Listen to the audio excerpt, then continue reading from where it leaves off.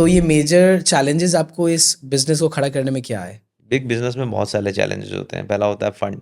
यार आपको आपको बेसिकली कैश फ्लो चाहिए। आप सामान ले रहे हो, अब किसी डीलर के पास जाते थे तो वो उधारी नहीं देता था क्योंकि बहुत ही नए थे, प्राइसेस नहीं मिलते थे वो वाले जो चाहिए।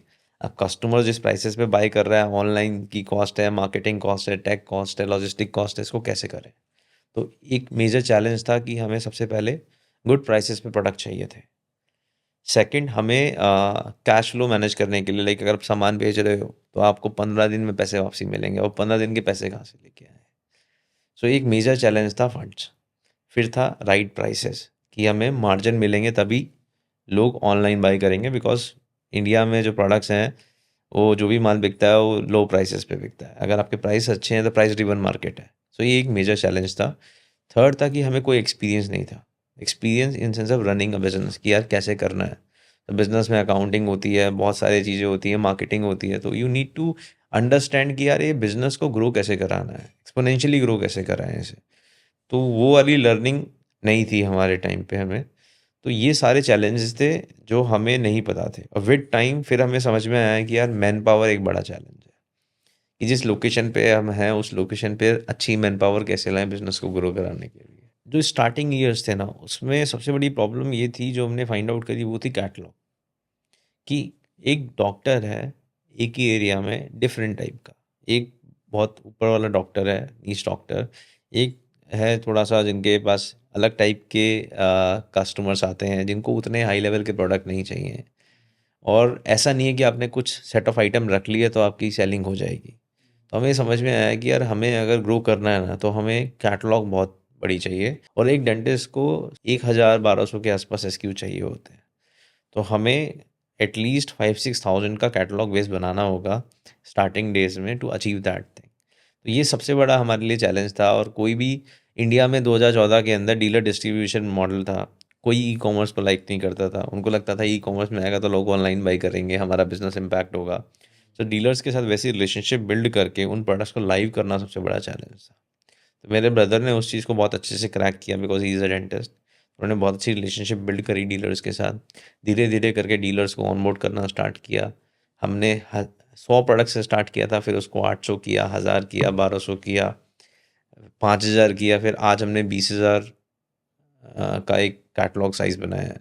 सो जो बिगेस्ट ग्रोथ फैक्टर हमारे लिए रहा है वो रहा है कि हमारा, कि हमने 20,000 प्रोडक्ट्स को एक ही प्लेटफॉर्म पे लाइव किया ना। We are the biggest and the only platform in India जो ये कर पाए हैं। सेकेंड थिंग है, इस 20,000 एसक्यूज को मेंटेन करना in warehouse is another challenge. कि अगर आप कोई भी प्रोडक्ट मैनेज नहीं कर पा रहे हो, टाइमली उसकी इन्वेंट्री फिल नहीं कर पा रहे हो, और डेड स्टॉक कम नहीं कर पा रहे हो, अगर आप बहुत ज़्यादा रख लोगे तो डेड में कन्वर्ट हो जाएगा। तो इसको ऑप्टिमाइज तरीके से रखना, कि हमारा डेड स्टॉक भी ना बढ़े और लोगों को सामान वेयर हाउस में भी मिल जाए, ताकि हम फास्टर डिलीवरीज कर पाएँ। एक दूसरा चैलेंज था जो हमने अपनी जर्नी के अंदर इसको सॉल्व किया। एंड आई थिंक ये दो बिगेस्ट फैक्टर ऐसे रहे जिसकी वजह से, और टेक, इसकी वजह से हमने वो ग्रोथ पाथ लिया जो हमने 25 करोड़ से फिर 45 करोड़, 45 करोड़ से 73 करोड़, 73 करोड़ से 123 करोड़, 123 करोड़ से अभी जो फर्स्ट हाफ है हमने 113 करोड़ के आसपास किया है फर्स्ट हाफ के अंदर। And I think we may reach the same growth in next upcoming years जो हमने पास में करी है। Top 3 mistakes people do while building business. जो पहली चीज़ मुझे लगती है वो तो है यूटिलाइजेशन ऑफ फंड्स।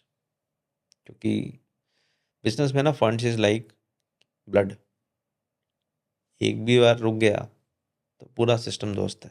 सेकंड चीज़ जो मुझे लगती है कि लोग जो भी एक्शंस लेते हैं या सोचते हैं उस पे राइट सॉल्यूशनिंग नहीं करते। अगर आप राइट सॉल्यूशनिंग सोचोगे तो आपका खुद का टाइम भी बचेगा, टीम का टाइम भी बचेगा, and time is the most precious thing. तो I think time management is very important. Third चीज़ है प्लानिंग। लोग सोच तो लेते हैं कि हमें ये काम करना है, बट उनकी प्लानिंग उतनी स्ट्रांग नहीं होती। लग भी जाते हैं बट प्लान अच्छे से नहीं करते। प्लानिंग नहीं करते तो फिर वो कभी भी मीट नहीं कर पाते। जब मीट नहीं कर पाते तो फिर वो अपने आप को प्रेशर में फील करते हैं कि यार ग्रोथ नहीं हो रही। सो आपको प्लानिंग सही करनी है, चाहे आप गोल छोटा बनाओ। 1000 करोड़ की वैल्यूएशन की कंपनी बनाने के लिए किसी को क्या करना पड़ता है? कोई और बनाना चाहे तो आप कैसे बोलोगे कि मैं ये बताता ये कर लो? देखो, मैंने आपको जैसे पहले भी बताया कि पहली चीज़ तो इन्वेस्टर को ट्रस्ट होना पड़ेगा ना। आप किसी को कोई वैल्यूएशन दे रहे हो, क्यों दे रहे हो? आपको अंदर से फ़ील है कि यार ये कंपनी इतने की, इसमें वो पोटेंशियल है। तो आपको पोटेंशियल दिखाना पड़ेगा सामने वाले को कि क्या पोटेंशियल है। सेकंड, आपको ये बताना पड़ेगा कि कितना बड़ा और कर सकते हैं।